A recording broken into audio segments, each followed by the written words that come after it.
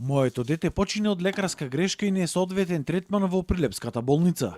Со вакви обвинувања денеска излезе Илми Холцман, татко на 2-годишното дете од Прилепското село Житоше, кое пред 2 дена почина на инфективната клиника во Скопје од тешка форма на сепса. Според Холцман, детето било примено на детското оделение со температура од 43 степени. Тука немаше докторка, само имаше 2 сестри. Дури ги ја најдоа докторката, им требаше повеќе од 1 сат, дури дојде докторката тука. Што правевте за тој сат време? Памет не бев, само детето го масирав, го онаде враце, нонстоп плачеше. Кога дојде докторката, кога го измере температурата, одма му препиша, значи за чепче. После едно време не му се симнуваше, значи температурата. Му кладе систем. Но и покри системите и дадената инекција, температурата на детето не му спаѓала, а започнало да му помодрува и десната нога. Според таткото, од хоспитализирањето до земањето на крвната слика поминале 6 до 7 часа. Втората инекција кога му го кладе, значи тогаш детето почна ногата да ја боли, десната нога, долу кај петицата. Колку часот беше?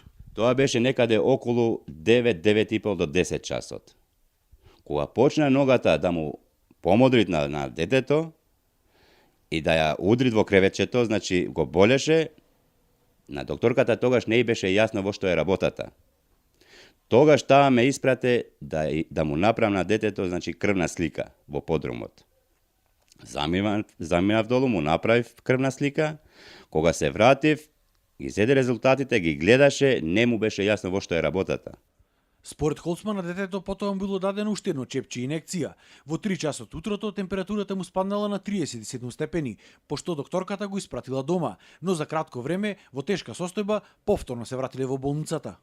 Ногата тогаш му беше, значи, па да речеме од оздола едно 5 сантини, значи помодрена.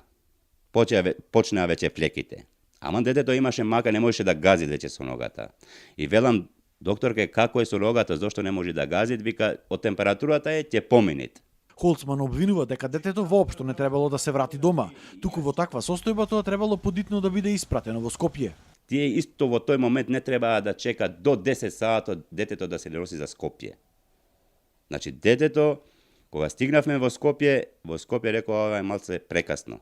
Сега вели дека случајот ќе го пријави во австриската амбасада каде децата имале државјанство. Затоа што ја зборував со матичниот лекар од децата од Аустрија, и децата се Аустрија родени, нормално децата од таму без вакцина не смеат да излегуваат. Јас затоа имам доказ, имам пасош од вакцините.